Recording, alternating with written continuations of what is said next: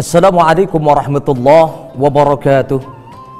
Bismillah walhamdulillah wassalatu wassalamu ala rasulillah wa ala alihi wa ashabihi wa man tabi'ahu wa mawalah.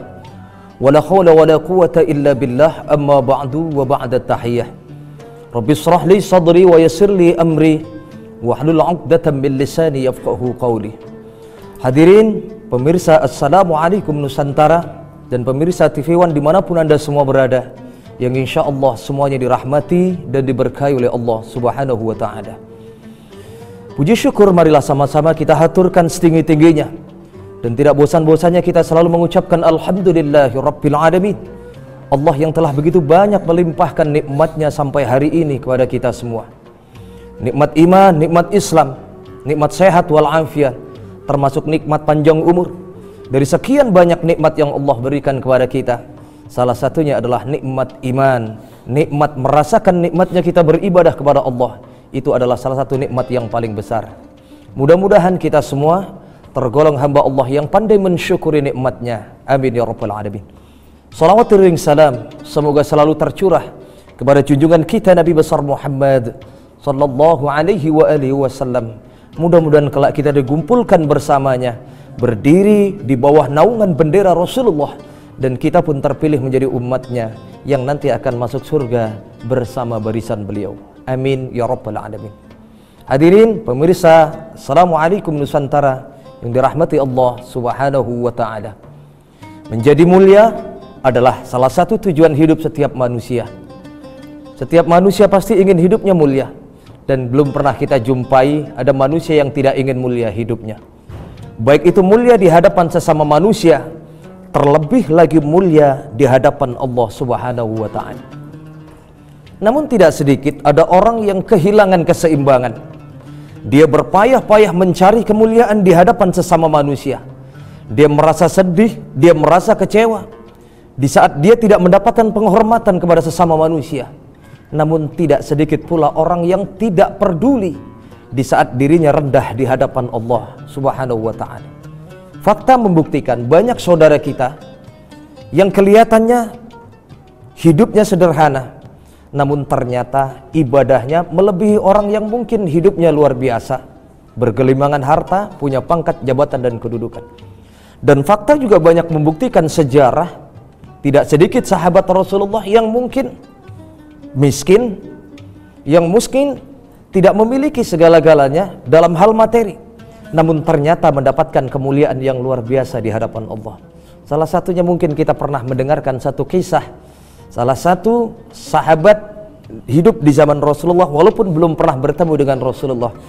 Beliau adalah Uwais Al-Qarni. Siapa beliau ini? Beliau seseorang yang alim yang luar biasa, ketaatannya kepada orang tuanya, terutama kepada ibunya.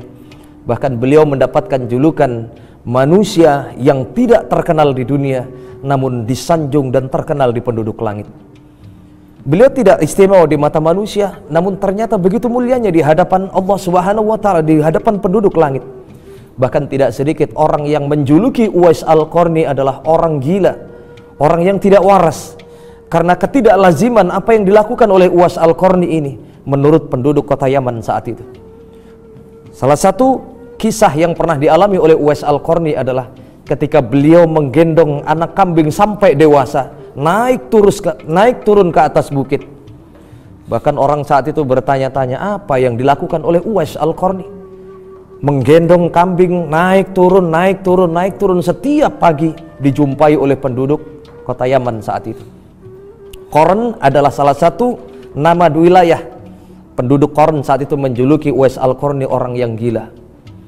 Ternyata di luar dugaan dari orang-orang yang saat itu menghina Uwais Al-Qarni, ternyata apa yang dilakukan oleh Uwais Al-Qarni menggendong kambing naik turun di atas bukit tidak lain adalah untuk melatih fisiknya Uwais Al-Qarni agar supaya memenuhi hajat ibunya untuk berangkat ke tanah suci Mekah menggendong ibunya tercinta. Ini satu bukti bahwasanya ketika manusia tidak mulia di hadapan sesamanya, belum tentu dia tidak mulia di hadapan Allah. Bahkan sejarah membuktikan ketika Uwais Al-Qarni meninggal dunia, ratusan orang bahkan ribuan orang saat itu memadati pemakaman Uwais Al-Qarni memberikan penghormatan kepada Uwais Al-Qarni. Siapakah mereka itu? Yang tidak lain adalah penduduk-penduduk langit yang diutus oleh Allah Subhanahu wa Ta'ala untuk memberikan penghormatan kepada Uwais Al-Qarni. Tentunya setiap amalan itu akan ada balasannya. Bagi setiap orang yang beriman, yang mentaati perintah dari Allah Subhanahu wa Ta'ala, maka tentu saja hadiah dan ganjarannya adalah surga. Bagi orang yang tidak melakukan perintah-perintah Allah, yang cenderung melakukan perbuatan dosa, tentunya balasannya tidak lain adalah neraka. Dan ini adalah hukum pasti dari Allah yang sama-sama harus kita renungkan semasa kita hidup di dunia ini. Dan tentunya kita semua pengen hidup mulia. Bagaimanakah caranya agar kita mulia di hadapan sesama manusia dan mulia pula di hadapan Allah Subhanahu wa Ta'ala? Imam Asy-Syafi'i rahimahullahu ta'ala, beliau menyampaikan dalam sebuah kitab yang ditulis dalam kitab Manaqibus Syafi'i Al-Baihaqi. Beliau menyampaikan kriteria orang yang mulia di hadapan Allah di saat dia memiliki 3 sifat ini, 3 karakter. Apa 3 karakter yang mulia di mata Allah Subhanahu wa Ta'ala yang jika kita bisa melakukan ini, maka insya Allah diangkat derajat kita oleh Allah? Yang pertama adalah kitmanul faqri hatta yadhunnan nasu min 'abdika annaka ghaniyun. Siapakah orang yang bisa mulia di hadapan Allah ini? Ya, karakteristik yang pertama adalah orang yang pandai menyembunyikan kemiskinannya di hadapan orang lain, di hadapan keluarganya, di hadapan sesamanya, di hadapan setiap manusia. Sampai-sampai hatta yadhunnan nasu min 'abdika annaka ghaniyun, sampai-sampai orang mengira bahwasanya dia adalah orang yang berkecukupan. Yang menjadi bahan pertanyaan untuk kita semua, apakah kita selama ini memiliki sifat seperti ini? Atau jangan-jangan kita memiliki sifat yang sebaliknya, kita pengen dianggap oleh orang lain supaya orang lain iba kepada kita. Kita menunjukkan kekurangan kita kepada orang lain sehingga orang lain berbondong-bondong memberikan bantuan kepada kita. Ini jelas-jelas sesuatu yang jauh dari ajaran Islam, yang seharusnya kita pandai menyembunyikan keluh kesah kita, penderitaan kita, kemiskinan kita di hadapan setiap orang, biar orang lain tahu tentang kebahagiaan kita saja.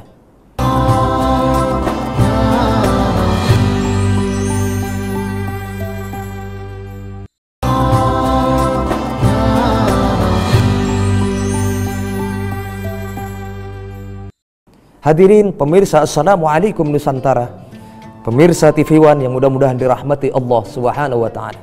Ada satu kisah inspiratif yang mudah-mudahan kita bisa mengambil hikmah.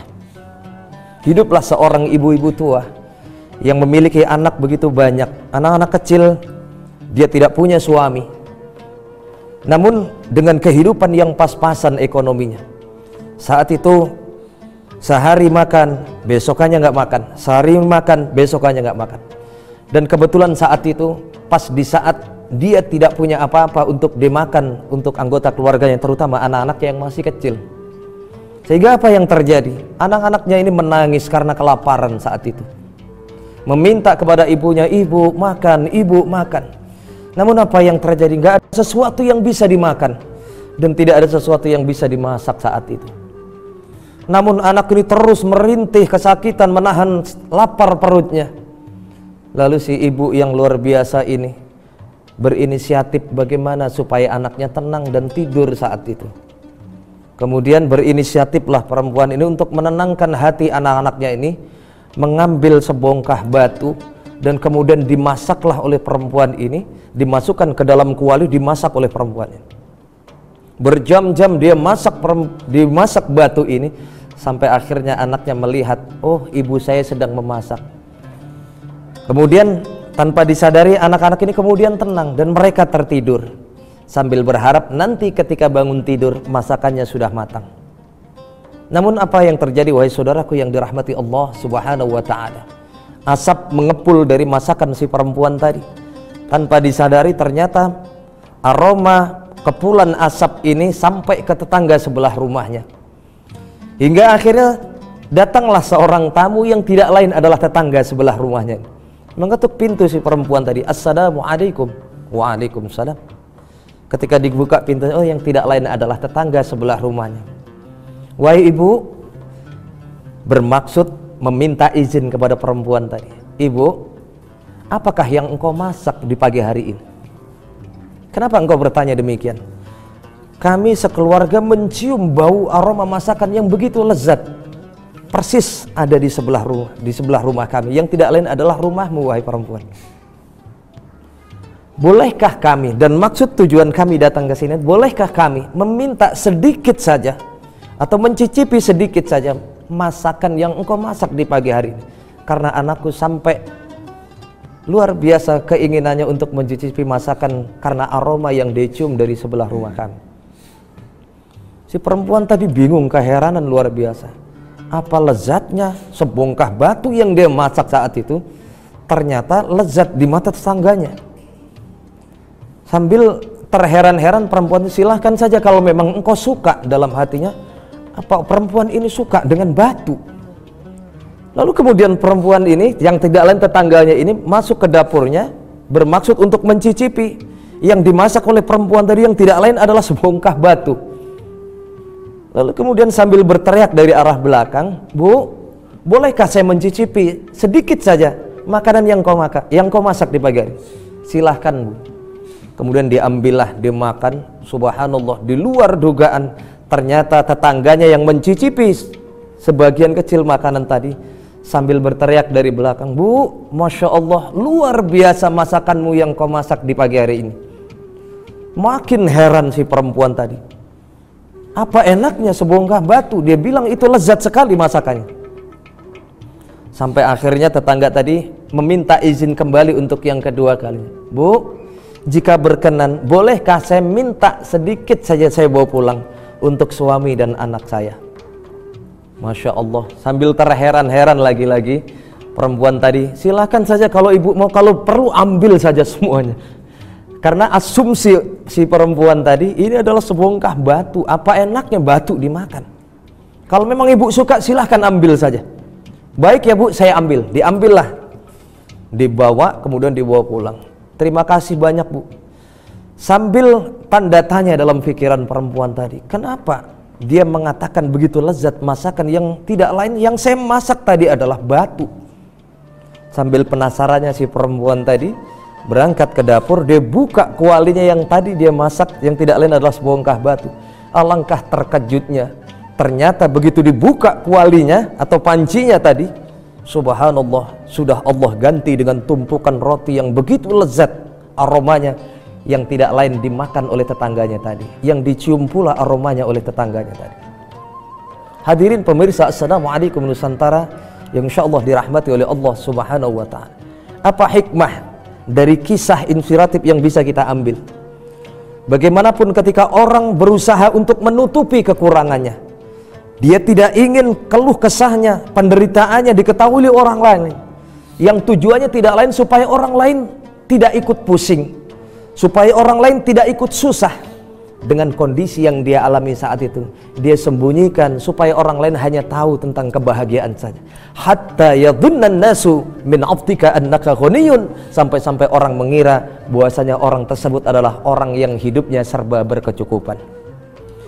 Hikmah yang bisa kita ambil adalah, subhanallah, ketika orang mampu menyembunyikan penderitaannya di hadapan orang lain, Allah berikan keajaiban, Allah berikan rahmatnya, dan Allah bantu kehidupannya di dunia. Inilah yang pertama yang bisa menyebabkan seseorang mulia di hadapan Allah Subhanahu wa ta'ala. Menurut Imam Asy-Syafi'i rahimahullah ta'ala, kitmanul faqri hatta yadhunna an-nasu min 'abdika annaka ghaniyyun.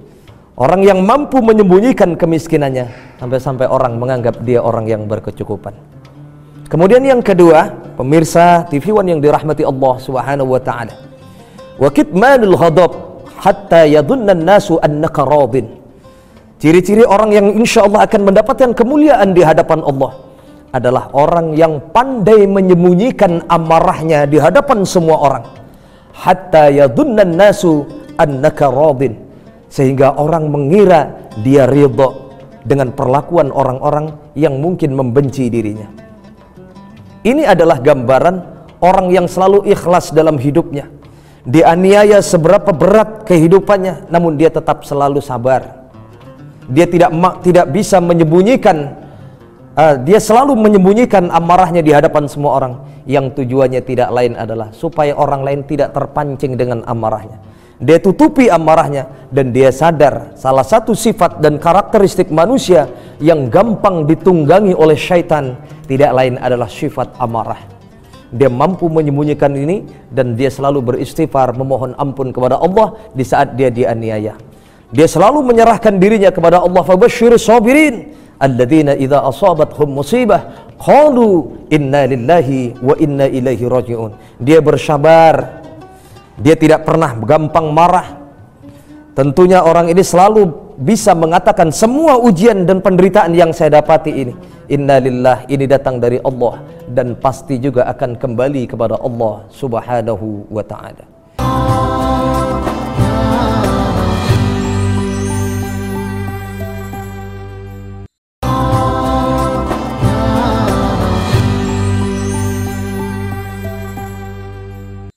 Wa kitmanul ghadab hatta yadhunna an-nasu annaka radin. Yang kedua ini pun mari sama-sama kita berintrospeksi diri. Sudahkah kita memiliki karakteristik yang kedua ini? Apakah kita orang yang mudah marah di saat disakiti oleh orang lain? Apakah kita karakteristik orang yang gampang balas dendam di saat kita dianiaya oleh orang lain? Bukankah Rasulullah mengajarkan sifat yang begitu indah kepada kita? Pernah suatu saat dalam sebuah hadis Rasulullah menyampaikan, salasatu man kunna fihi hasabahullahu hisaban yasira fa idza fa'alta dzalik fadkhalahu Allahu ilal jannati birahmatik. Ada 3 perkara jika manusia umatku bisa melakukan 3 perkara ini, maka insya Allah Allah akan menurunkan rahmat dari wasilah.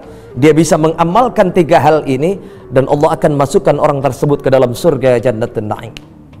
Yang pertama, tu'ti man haramak. Bersedekahlah engkau kepada orang yang kikir kepada kalian. Ini satu perbuatan yang tidak lazim pada umumnya manusia melakukan.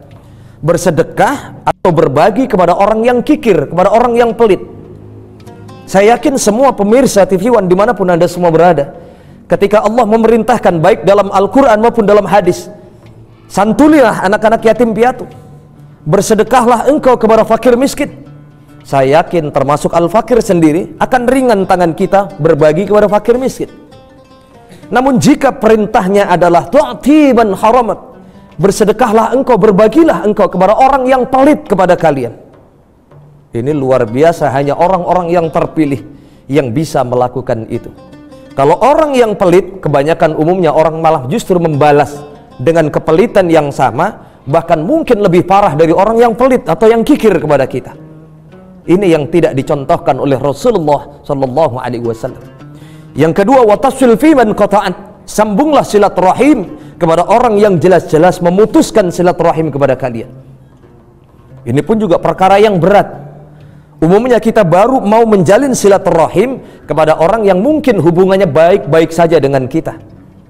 Namun apa yang terjadi di saat orang memusuhi kita? Dia tidak mau silaturahim kepada kita, namun ajaran Islam memerintahkan kepada kita, jalinlah silaturahim kepada orang walaupun orang tersebut memutuskan silaturahim kepada kita. Ini jelas perkara yang tidak mudah untuk kita kerjakan. Justru kita kebanyakan manusia punya sifat dendam. Tidak sedikit orang dengan kasar mengatakan, kalau ente nggak mau datang ke rumah aneh, jangan harap aneh mau main ke rumah ente. Kalau ente nggak mau silaturahim ke rumah aneh, aneh pun juga nggak bakalan mau silaturahim ke rumah ente. Ente, aneh, en. Itu biasa anak sekarang seperti itu. Namun sekali lagi ini adalah hawa nafsu syaitan yang tidak perlu kita ikuti.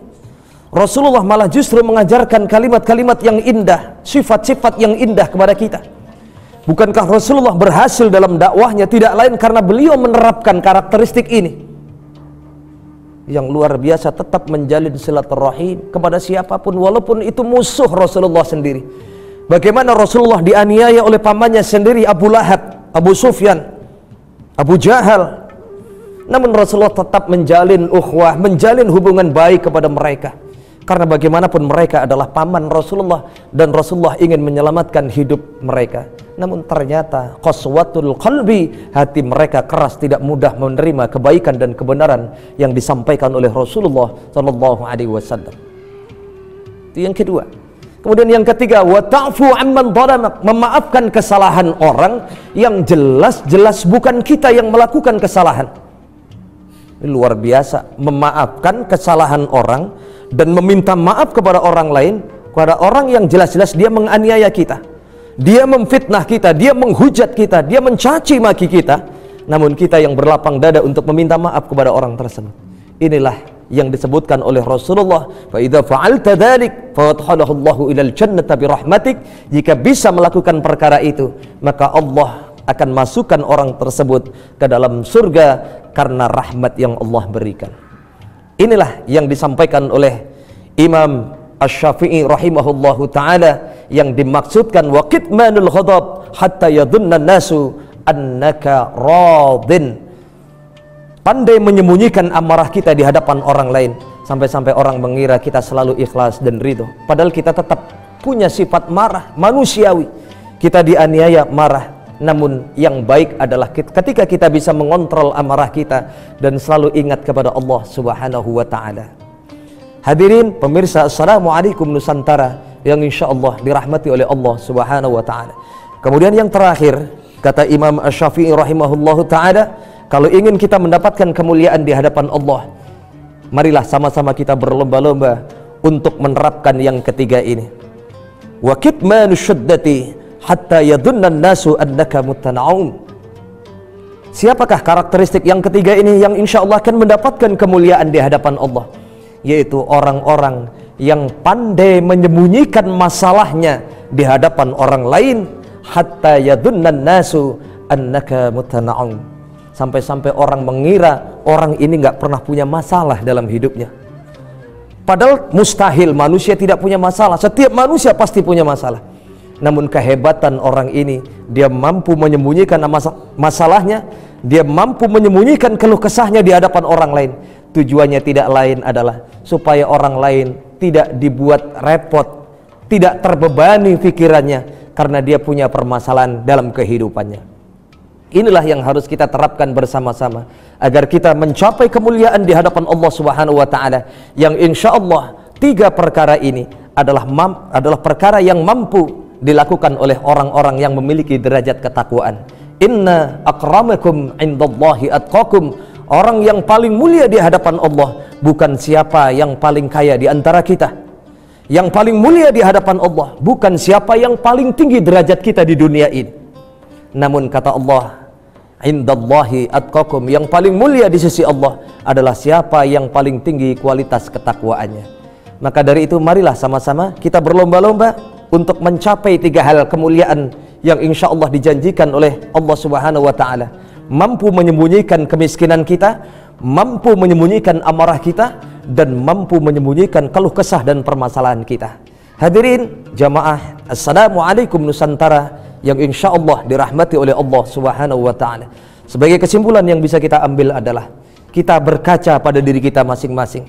Dari apa yang disampaikan oleh Imam Asy-Syafi'i saat ini justru berbanding kebalik dengan situasi yang terjadi di abad ini.